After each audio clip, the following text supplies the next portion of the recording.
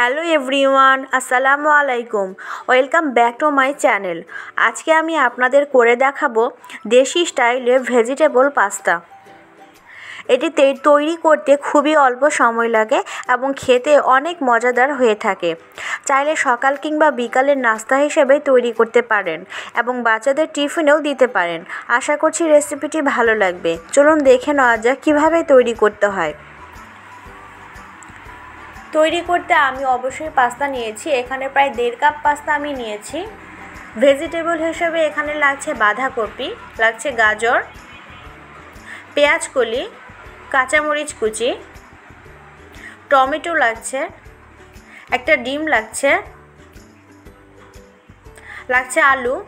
প্রথমেই যে কাজটা করতে হবে, সবজিগুলো হাফ সেদ্ধ করে নিতে হবে। এই জন্য আমি একটা চুলায় কড়াই বসিয়ে নিই, তাতে পানি দিয়ে সবজিগুলো প্রথমেই সেদ্ধ করে নিব। আমি গাজর আর আলু দিয়েছি, এখন দিয়ে দিব বাঁধাকপি। সবজিগুলো খুব বেশি সেদ্ধ করার দরকার নেই, হাফ সেদ্ধ হলেই হবে।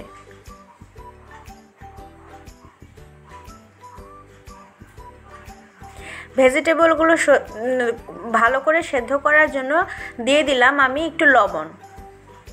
অবশ্যই লবণটা ব্যবহার করবেন। সবজিগুলো সেদ্ধ হয়ে গেছে, এখন আমি চামচের সাহায্যে তুলে নিচ্ছি।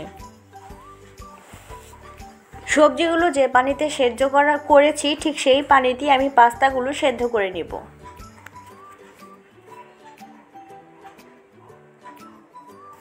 পাস্তা সেদ্ধ হতে একটু সময় লাগে, প্রায় 10-12 মিনিট পরেই পাস্তাটা সেদ্ধ হয়ে যাবে। পাস্তা সেদ্ধ হয়ে গেছে, এখন আমি ফ্রাই প্যানে সামান্য দিয়ে দিব তেল। একটা ডিম আমি ভেজে নিচ্ছি। ডিমটা ভাজা হয়ে গেলে আমি অন্য একটা পাত্রে তুলে নিব।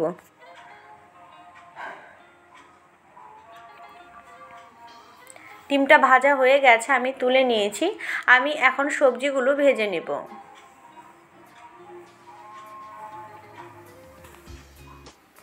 সবজিগুলো ভাজি হতে খুব বেশি সময় লাগবে না, যেহেতু আগে থেকে সেদ্ধ করা।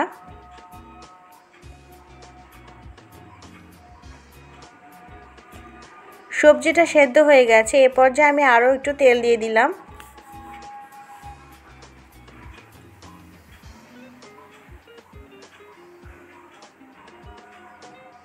একটা শুকনা মরিচ কুচি করে নিয়েছে, সেটা আমি দিয়ে দিচ্ছি।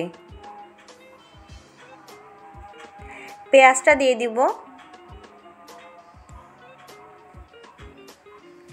পেঁয়াজটা যখন খুব ভালো করে ভাজা হয়ে যাবে, ঠিক সেই পর্যায়ে আমি টমেটো দিয়ে দিচ্ছি।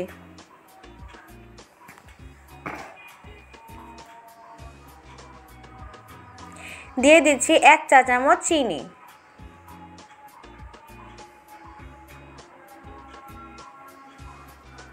আমি এখানে পাস্তা দিয়েছি। দিয়ে দিচ্ছি পেঁয়াজ কলি,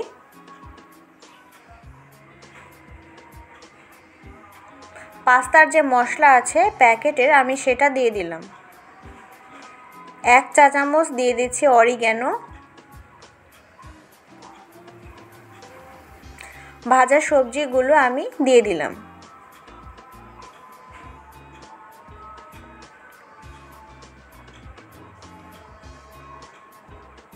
খুব ভালো করে মিশিয়ে নিতে হবে।